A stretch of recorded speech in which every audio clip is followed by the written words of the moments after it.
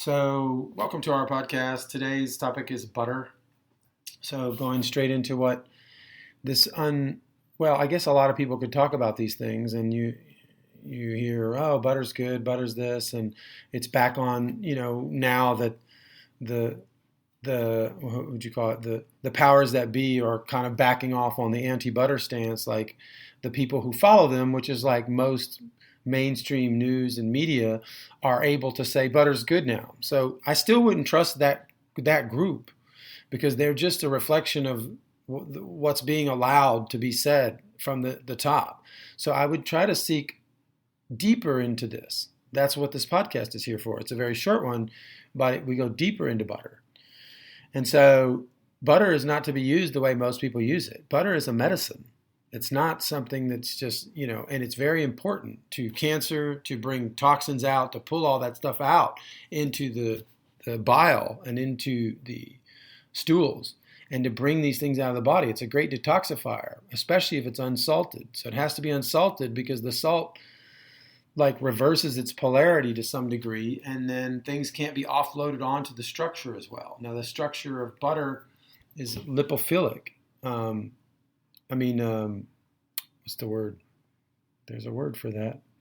Well, it just means that certain tissues, certain fats attract toxins. So the toxins are lipophilic, you could say. They're attracted by the lipids. And the toxins offload onto them. And so butter has to be of a high quality. Like, I always buy imported butter. I do not go local for butter. I'm sorry. There's certain things you don't go local for. There's a lot of things you don't go local for. Anybody that talks to you about local that doesn't have a notion of quality behind it is lost in some sort of well orchestrated ideology of local, which has been great for the higher levels of mass distribution, because then they can denounce all the imported stuff. They can say, oh, the French wine or the French meat or the French butter, and they think they're better than us. So we're going local, and it's like, yeah, you just shut down tons of quality and tons of soil differences and tons of richer soil. And so you can't do that. You have to have local, okay, but like local with quality. I mean, you can get local crap, like glyphosate treated cherries, and calling it local and just be standing there selling toxins to people. So that's not smart. So there has to be local plus quality. They have to be together always. And if it's local and it's not good quality, then don't have it at your market, or don't sell it. They'll find some other channel. So you don't do things just because they're local. So it's not a qualitative description yet. It has to have quality behind it. So butter, finding good butter. I usually get imported butter from you can sometimes order online. There's like Russian stores. There's, Italian, French, different types of hubs where people can find groceries like that. Online, you can order sometimes maybe Whole Foods. Sometimes another chain will have something in Central Market, for example, in Austin. They have a lot of imported cheeses and imported butters too. So sometimes you have to go to the section of the store that's like the imported cheese section to find the right butter, because the mass-produced kind of stuff is not there. I'm not a big fan of Kerrygold. I will accept it for some people because there's no other choice in my mind. Like, I accept it as okay. But it is soy-based. But it's not as high of a percentage as some other butters, but they are using soy now in Ireland to build up that demand. And so you're getting soy in there, And so trying to find a good butter is a key. And then once you find it, it's the quantity that's the most important. I saw an article using, what is it called? Activated charcoal, as a way to clean out spike proteins and things like that from the interstitial fluid. And it's called interstitial dialysis, which is an interesting term for activated charcoal. But the problem is, once again, they're not using it like we used it in Europe. I was there 15 years, went to naturopathic school there for 3 years. And, in Europe, they're not shy on activated charcoal. They'll eat a whole tablespoon or two. And we're like over here with one little pill. That's not going to do it. And so you need to wash that stuff through. But we're so kind of babied that we can't imagine that we could eat 2 tablespoons of that and that it would not kill us or something, because it's like we're self-medicating or we're doing something not in doctor land or something, you know? And so we've gotten ourselves into that way of thinking, whereas the whole rest of the world, man, they'd eat tons of clay. I would go to African stores in France, and you'd see these big jars of clay blocks, and I was like, "What's this for?" Oh, they buy them and eat them. I'm like, "For what? For food?" They're like, "No, it's like, if you got like a little diarrhea, you got a little bit of this, they'll just eat it." And then it turns out that we made all this like Pepto-Bismol and the equivalent of Pepto-Bismol in France, which is called Spasfon-Lioc, and that is made out of clay. Clay is one of the base substrata in there, but so they tried to legally shut clay down. And so now on all the clays you see, do not eat. It'll say that on there in France, even though people know you can eat it. So, I mean, okay, if you have like ulcers and you have all these other conditions, maybe you're not supposed to throw a bunch of that stuff in your system. But someone in a normal condition that doesn't have a specific, problem like that, exact one, then yes. And so they'll just take that case and turn it into like a scare story, and then they'll make it, we got to outlaw, clay now.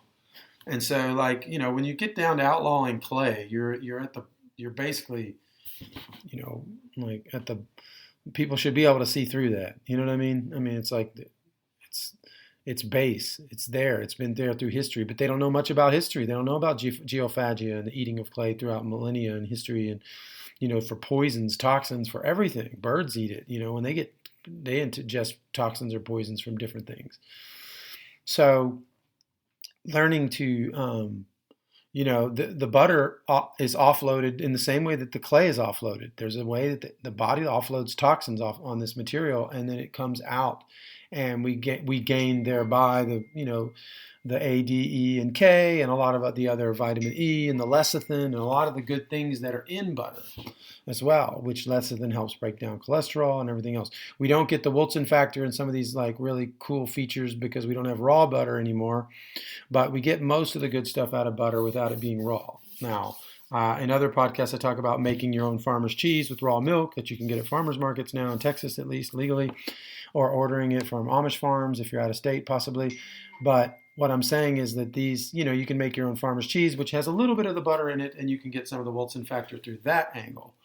So you're not missing anything. And also through the raw milk, you'll get vitamin C, which was one of the reasons that people drank milk not to begin with, but it was one of the most highest sources of vitamin C traditionally in continental Europe, like England. In England, that was one of the greatest sources of vitamin C was milk itself when it was raw. Yeah. So there is some factors in there that you'll feel good on eating, like, and they won't treat you like all the other milk products you're used to, especially if you get A2 milk from like, Jersey cow or Guernsey or small Celtic breeds, true A2, and then you make it yourself. You pour it in a bowl, let it sit a few days, and then throw it in a cheesecloth, and then strain that and eat it with honey and vanilla. Powerful food, very powerful. Hard to find things as powerful as that, but so there is a way. And so butter is very important because you need to eat about a slab of it a day. Like when I say a slab, it's like take a typical butter stick and cut it. I don't know if you'd cut it in thirds. I don't use butter sticks because they're not usually the type of butter I buy.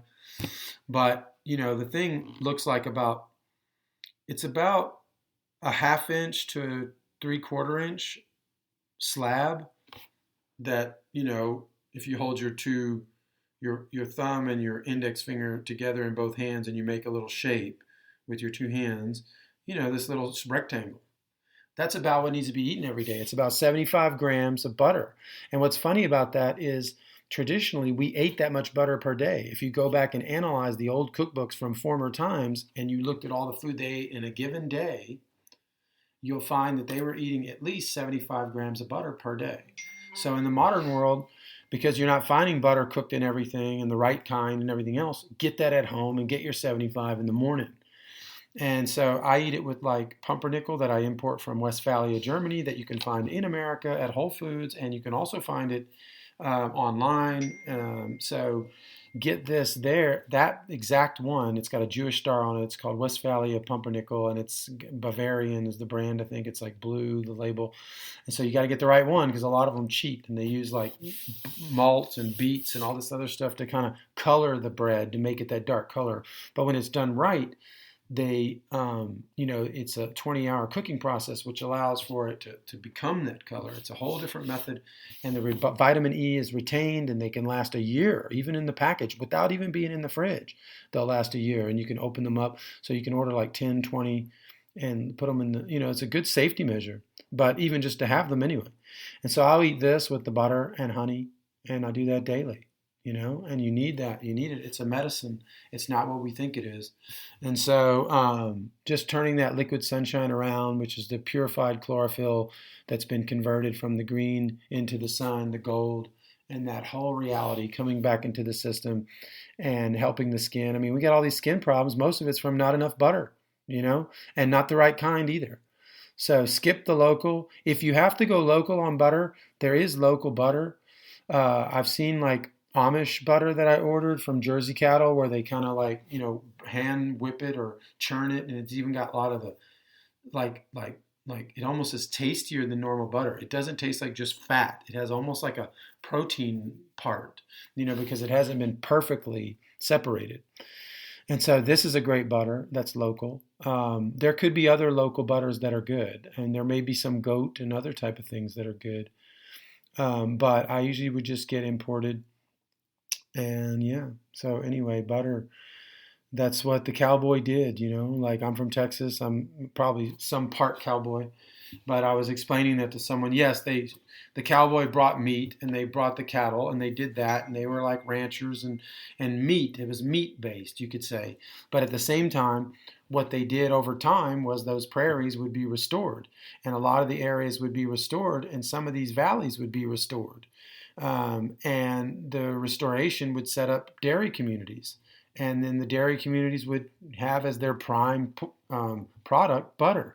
So in some sense, the cowboy is connected to the butter by the rotating of all of the cattle and the excrement creating more fertility and bringing about the possibility of the earthworms and all of the life that's needed to create a dairy community and the grasses and all that. So there is a connection between the cowboy and the butter.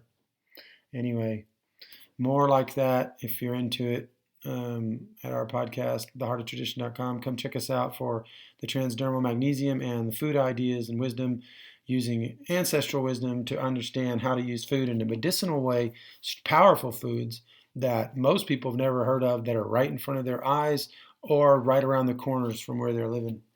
So anyway, come check us out at theheartoftradition.com.